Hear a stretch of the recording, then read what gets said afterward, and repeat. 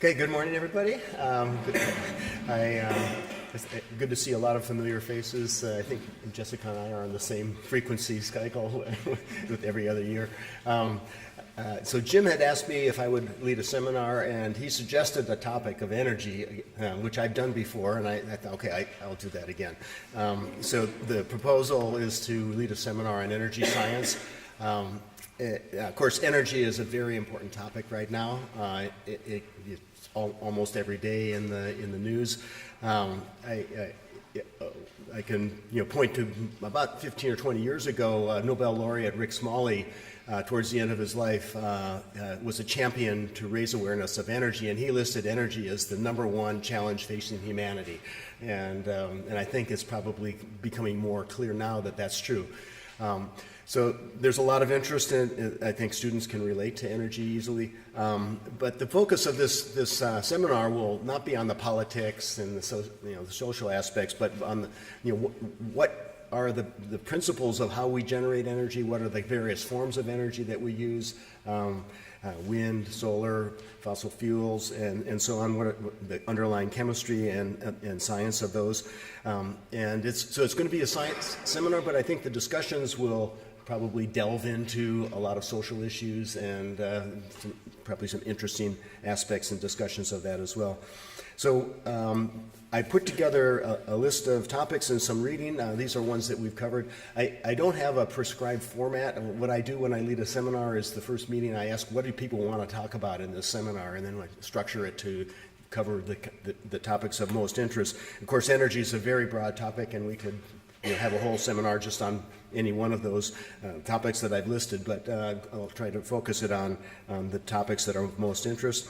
Some of them I've indicated here: fossil fuels, nuclear, geothermal, renewables, conservation, environmental impacts, sources of renewable energy, and so on. This is something that's facing us all the time. I don't know, some of you from Southern California or know about Southern California energy use. So there's a challenge that Southern California is facing right now, where they're generating too much solar and wind electricity during the daytime. It generates what's called a duck curve, where the demand for energy drops from fossil fuels drops during the day, and then spikes up very rapidly in the late afternoon, evening when the sun goes down. And it's such a problem that the price of electricity goes negative every day. So they have to pay somebody to use the electricity, and this is a problem of how do we create the technology to use electricity. We have to store it somehow. So we'll talk a lot about storage of solar energy, wind energy, and that's chemistry. So batteries, chemical bonds, fuels. So those are things we'll talk about as well. I listed some reading. These are books that we've used in the past, and I think they're still relevant and probably would be ones we'd want to use. The first is a book by Dan Jurgen. It's called The Quest, and it's not a very technical book, but it gives a really a fascinating description of the growth of fossil fuel industry and then how renewables are playing a role. It's, I think, very relevant background. And then also a very useful book is David Mackay's book on sustainable energy without the hot air. So there's a lot of hype going on about this and that, and a lot of misinformation, and he gets down to the facts and much more science-oriented. So that's a little bit of an overview, but the way I like to lead science seminars is not by sitting and talking, but the way you get interested, the way I got interested in science is by hands-on. And so I try to have demonstrations and hands-on activities that be the focus of every seminar meeting. I certainly didn't get interested in science by reading it in books. I got interested by collecting fossils, making gunpowder. Those are the kind of things that I think get you interested in the science, and then you can learn, okay, what does it all mean later. And so that's my approach. And so we'll do a lot of demonstrations.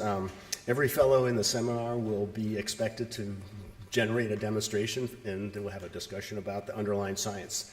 So that's the way I like to run the seminars. I think it also generates a lot of interesting ideas and activities that you can bring back to the classroom. I think the topic is appropriate for any age level. In fact, I've had a lot of the fellows be elementary school, even kindergarten teachers, and I think that's actually great because that's the age when you just have a blossoming interest in science and you need to really foster that. And so learning more about science is great. Now, the one issue is that since I led this a seminar on this topic before, if you were in my seminar, you probably overlap a lot. It's not that there won't be new things, but it probably wouldn't be so much of a gain of knowledge or information that you could bring back to your classroom by taking it again if you already did. So probably better if you have taken a seminar on this topic with me before to look for another one of the seminars.